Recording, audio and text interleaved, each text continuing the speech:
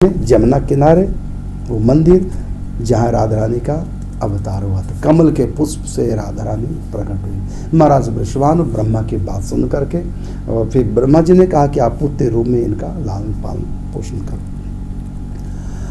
और फिर उसके बाद ब्रह्मा जी अंतर्धान हो गए। उस बालिका को कमल के पुष्प से उठाया, एकदम फूल सा, कोई वेट ही नहीं, जैसे कि आकाश तत्वों की बनी हो।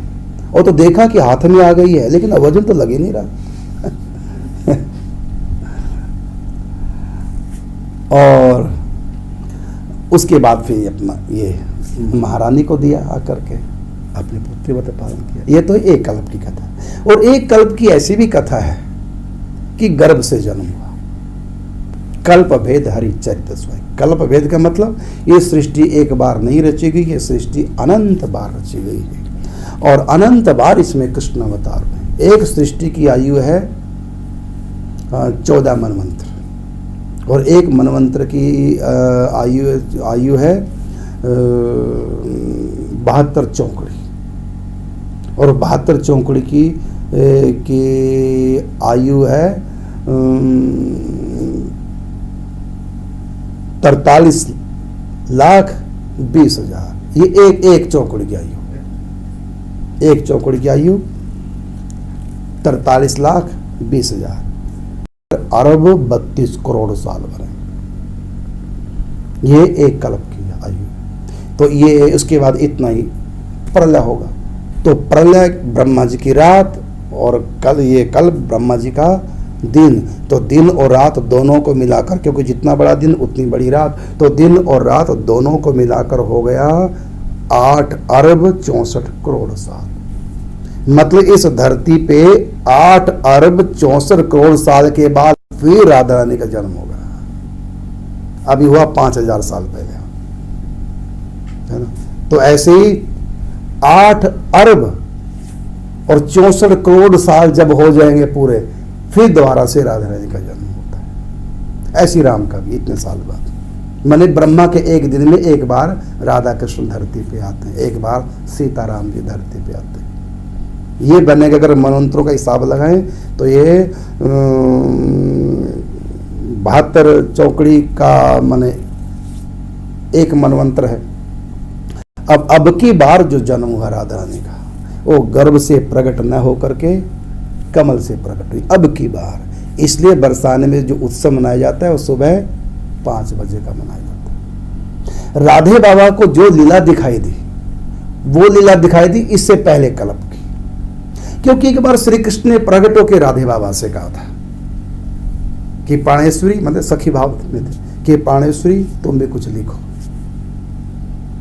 अब राधे बाबा सखी भाव में बोल रहे हैं ठाकुर जी को, प्यारे अगर मुझसे कुछ लिखवाना चाहे ना तो वो लिखवाओ जो आज तक किसी ने ना लिखा हो।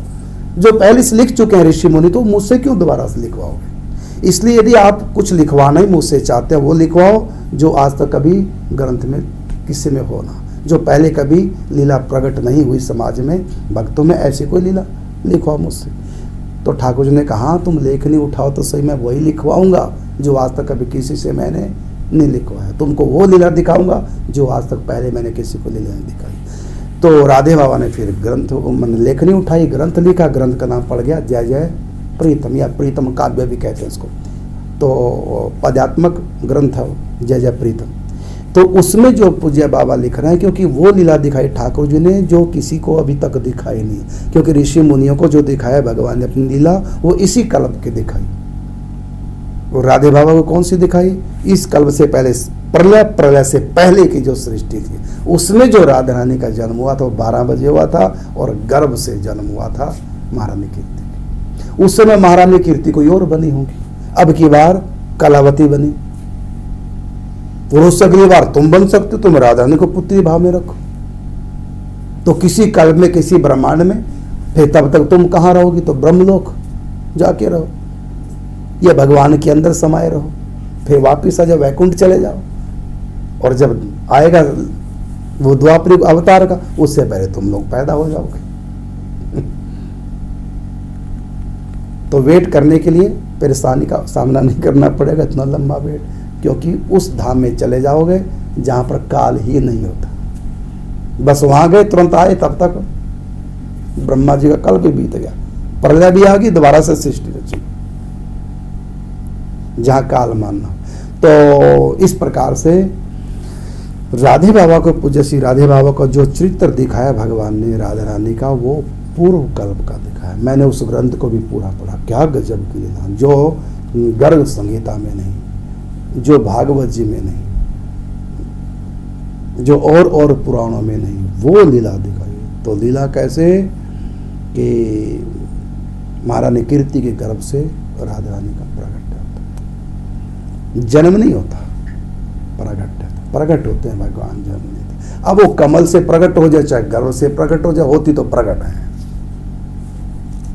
जन्म उसको कहते हैं जो पहले ना हो, और मृत्यु उसको कहते हैं समाप्ति।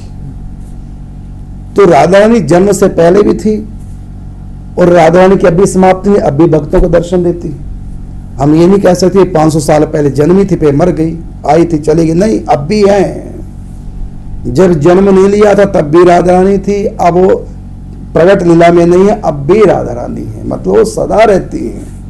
जब सृष्टि की रचना नहीं हुई तब ब्रह्मा जी भी नहीं थे, जब सृष्टि थी नहीं तब भी राधा कृष्ण थे, अवतार होता है।